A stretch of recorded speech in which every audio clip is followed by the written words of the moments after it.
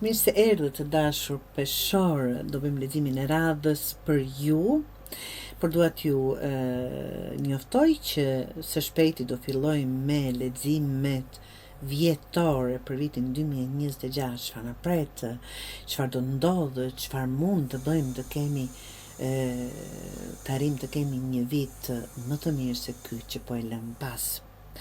Kësaj radhe kam zgjedhur mënyrën e të lexoj egon e juaj. Të dashur, nuk është lexim i ëmbël, por është zgjues. Është pak kështu një shuplak të them të që gjithve që të dim ku jemi duke gabuar apo çfarë duhet të bëjmë. Është forca, 8 të shpatës, intuita dhe mbretëresha e shkopive. Po mban shumë brenda vetes, po shtyp nervozizëm, zemrim, lodhje emocionale, vetëm për të ruajtur një lloj balance të dashur peshor.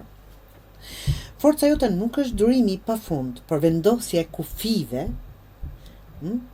kufive të qartë. Nëse vazhdon kështu, je duke shterruar veten.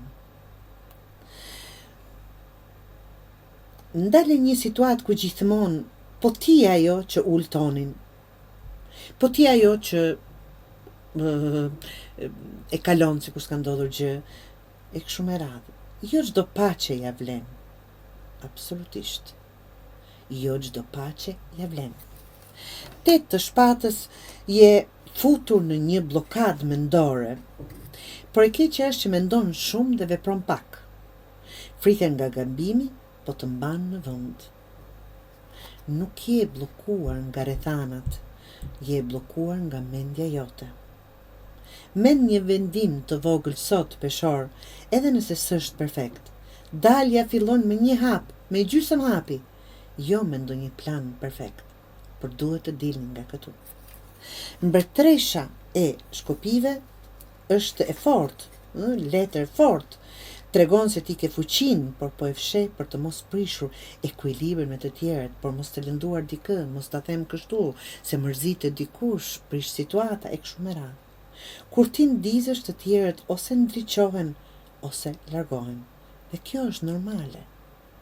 Bëj atë që do, pa kërkuar aprovimin e askujt. Nëse dikujt nuk i pëlqen energjia jote, absolutisht nuk është problemi jot.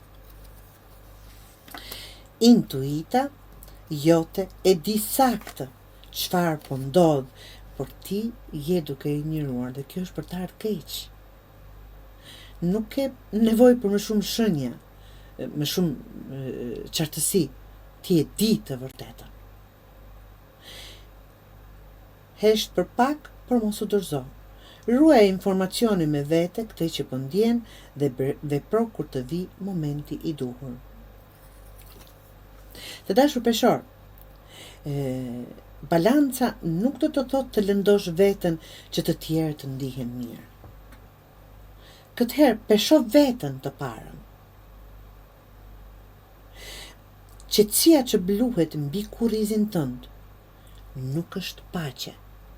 Do thotë, je duke bërë gjithçka për të ruajtur një lloj ekuilibri, për të ruajtur një lloj paqe, duke e shkatruar veten.